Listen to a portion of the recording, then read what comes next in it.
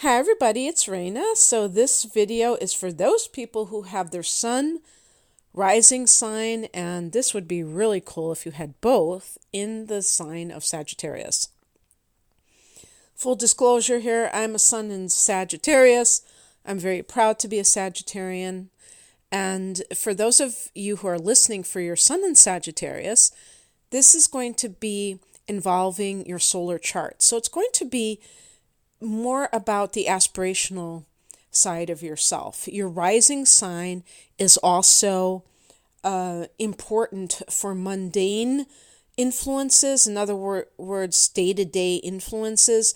How I would differentiate the two is saying, if you're looking at, okay, I'm looking for a job, when is going to be a good time when I might get hired? The natal chart might indicate that. But if you're thinking, I'd like to go into a different type of career, then I would give a lot of importance to the solar chart, because that's very aspirational. The sun is what you came here to be in this world. So the mundane events versus more of the, we could say spiritual, but the higher level of our self-development. But both have their place. So if you are also interested in knowing what your rising sign is and you have never done that before, have your time of birth. You're going to need that. Have the exact time of birth. Don't just fudge it, because it could make a big difference. And go to one of the free chart generators. I use astro.com for its simplicity in design. And, you can look to see where Saturn's going to be there. Or I would be happy to do a natal chart interpretation for you. And the information, the link for that is below. And so I'm doing this reading. It's going to apply to both Sag Sun and Sag Rising.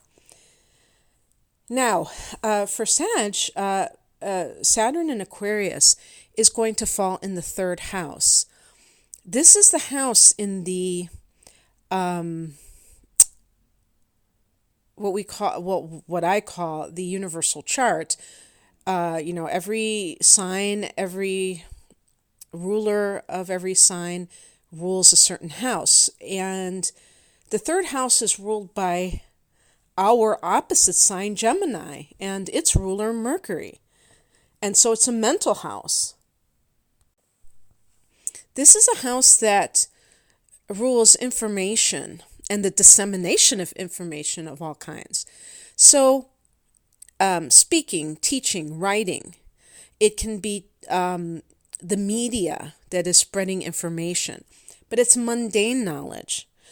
Sagittarius, the opposite house, the ninth house, is abstract knowledge.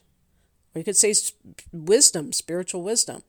So we're looking at it from the perspective of the more immediate facts and figures and news of the day, okay? And here's Saturn coming into this house. What can that mean? What does Saturn represent? Well, Saturn can represent the finding ways to organize your life in this area, to discipline yourself in this area. So this is, because this is involving your mind, how can you discipline your mind? The sign of Gemini can be very ADD. It can be very scattered, because Gemini is an air sign and it's a mutable sign. So it can be just like, you might even be a Gemini with Sag rising. And you would know this, especially if your Mercury is also in Gemini, where it's really like bright, shiny objects, and that's in the form of tidbits of information. So if you have any planets in this house already, or simply looking at it from the standpoint of having Saturn entering this house, Saturn is like an anchor, and it will create stability in this area. But, again, this isn't just happening out of nowhere. I believe that the purpose of astrology is for us to go in the direction of where these influences are, and we have to put the effort in. So rather than just think, oh, this is going to drop in my lap, I'm going to miraculously, magically have a practical, stable mind. No, I mean, Saturn can also be pessimistic. It can be quite depressing. So the point is that disciplining your mind keeps you from having unproductive thoughts. And, it's very interesting about thinking, because if you've ever done meditation before, I'm talking about sitting meditation, a lot of times the instructor will say to observe your thoughts, so that you put some distance between you and your thoughts, and you realize that they're not you. Just because you're thinking a thought doesn't mean you have to identify with it. And so while that is true, it can be for people who are not doing this, that they allow themselves to look at the glass half empty. And Sages tend to be very optimistic. So the best case scenario is that this transit helps you to become more disciplined in the way that you approach your intake of information. I don't know about you. Let me just say that I also have Mercury in Sagittarius, and some of you, Mercury is never far from the sun. So if your sun is in Sag and you're listening to this, there's a pretty good chance that Mercury is also going to be in Sag for you. And the problem is that Mercury is in its detriment in Sagittarius, because it's opposing where it rules in Gemini. So because of this, there are certain things where they say it doesn't operate to its highest degree or whatever. But I feel like that is overblown, because I feel like as Sagittarians, we are very good at expressing ideas. However, the Jupiter connection with Sagittarius makes it very difficult for us to really sift through information.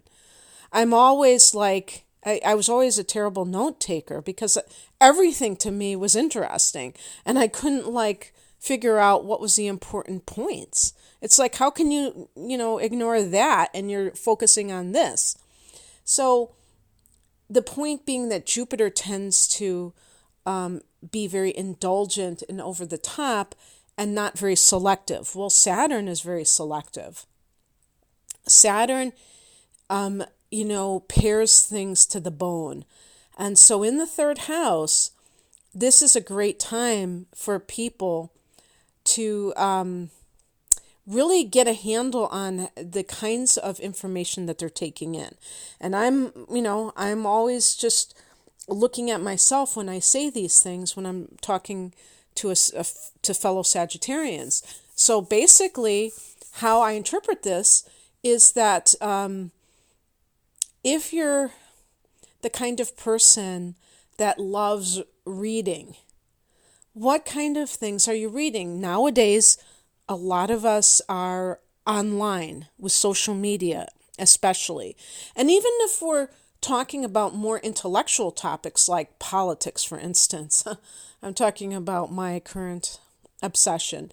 The point is that these things can distract us from what is more important for us to be doing. Some of us are talented writers, but are we spending most of our time on Twitter? Which is, to me, Twitter is like Mercury in the third house, poster child, okay? It's like disposable information, minute by minute. That is what makes it so addictive, because you really love that immediacy of people exchanging ideas. And that's all well and good, but what do you have to show for it afterwards? And Saturn wants you to have something to show for your communication, not just a bunch of posts that don't even really make much of difference at the end of the day and at the end of this year, or the end of 3 years, because Saturn is going to be in Aquarius from 2020 through 2023, or sometime in 2023. So what kind of goals would you like to set that have to do with teaching, writing, training, any form of communication, really? What kind of goals? Is it possible that some of you have been wanting to write a book?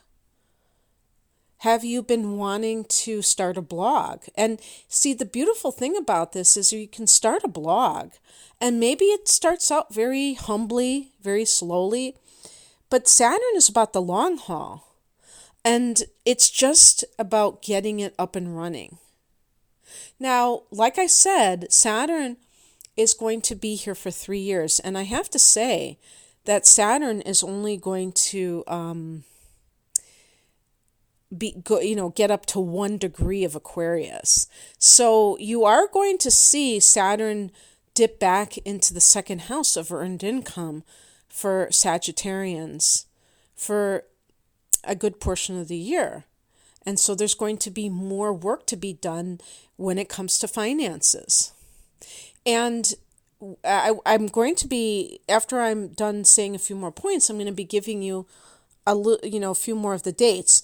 It's very important to keep in mind that you have to know how your exact sun, degree of sun or rising in Sagittarius affects your solar or natal charts, because that will affect exactly when Saturn enters that house and when it goes back into the second house.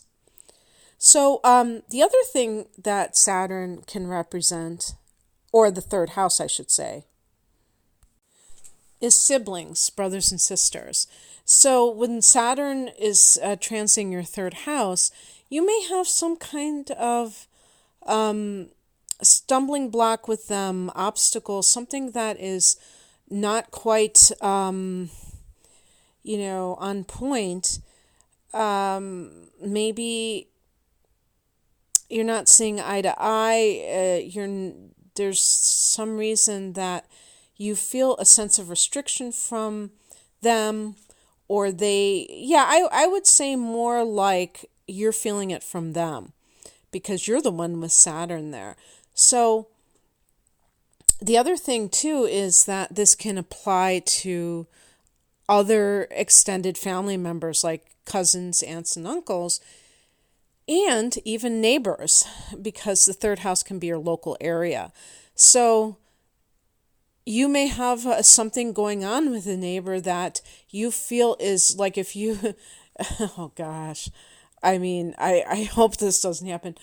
I thought I've burned my karma with neighbors, so I'm hoping that this is not going to be what occurs for me, because sometimes, let's say you live next door to somebody and they decide to get an addition to their house, and that affects your quality of life because you have to hear all this noise and stuff like that, or they get a new dog and that barks, and you try to ask them if they can do something and they won't listen. And maybe in the past you thought you had a pretty good relationship with them, but something may be going on in their own life and they're trying to do whatever it takes to make themselves feel better, but it infringes on your right to have peace and quiet.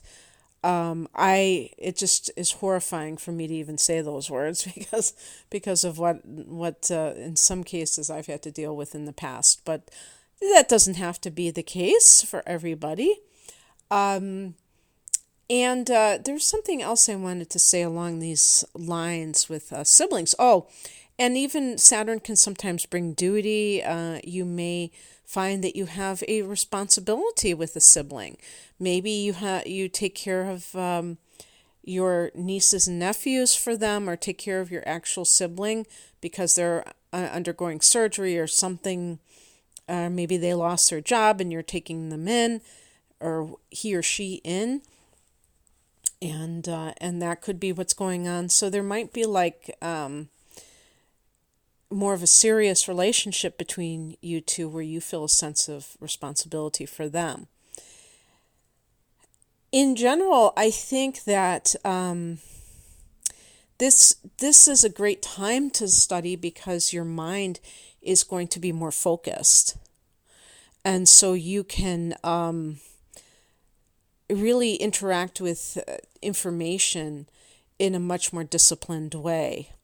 And if you're the kind of person who, I think a lot of Sages love to read to begin with, but other things or habits have come in between you and your beloved books, you may decide to pick that up again. Maybe we should have a book club, an online book club, and be able to talk about things. That'd be kind of fun. But yeah, more disciplined when it comes to your learning. And one thing I want to say before I go is that, I am going to talk about some of these dates, is that this is something where you can learn a new skill, that you can pick up a new skill. Because the third house can be that kind of training. The ninth house is more like the university, the academic side of life. And the third house can be like getting a new certification, getting more credentials, getting more skills under your belt. And that really, to me, is a smart thing to do because it gives you the ability to be more versatile as a worker, for instance, when you have as many different training, like being able to step into different types of roles, to wear different hats.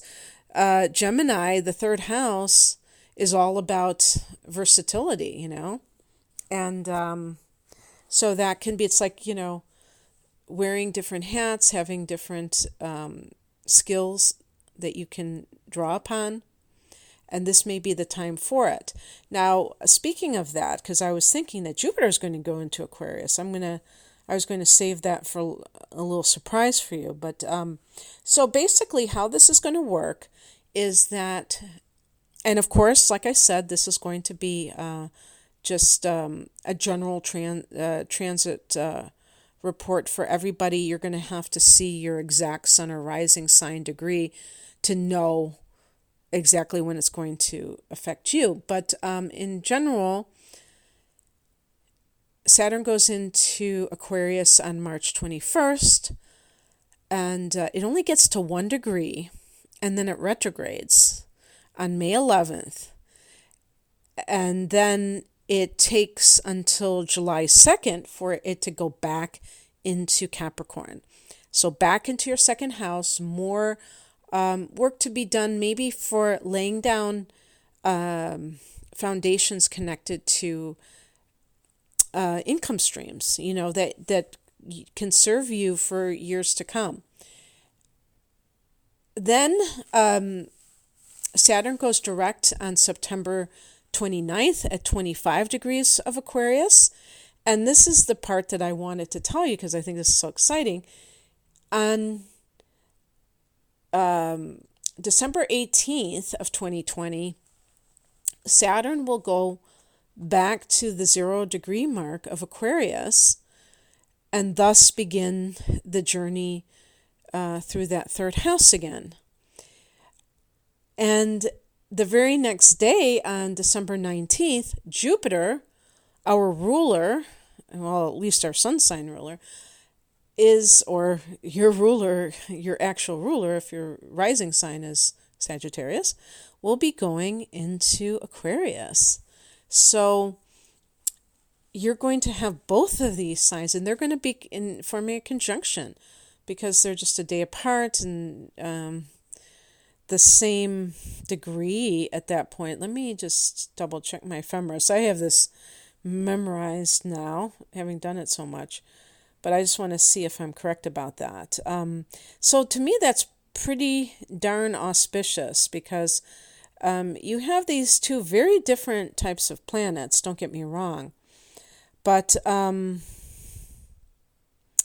they both can benefit your life quite a bit. Yes, they will be actually forming an exact conjunction from well, when I look at the actual ephemeris, yeah, it must be sometime that day that it goes to 0 degrees. On the 19th, 20th, 21, 22, 23, that it's the exact same degree. So right around that solstice time in December of 2020. And so needless to say, 2021 is going to be a great year for people that are looking to develop themselves in terms of writing, in terms of speaking, because speaking is a very important skill that you have to have if you want to be a teacher, for instance.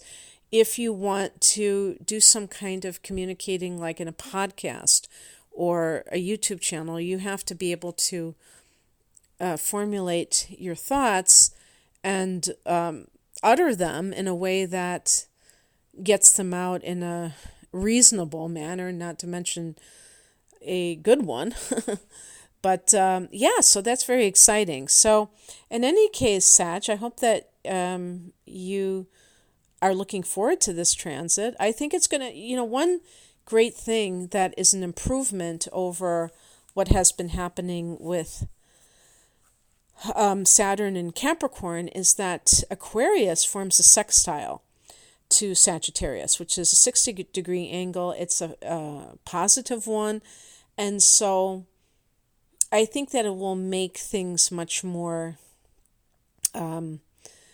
enjoyable, if anything, to say the least, for us. And that alone can be helpful when you're dealing with Saturn, which tends to have that kind of stern side, and it can be something very positive. So thank you for listening, and take care. Bye.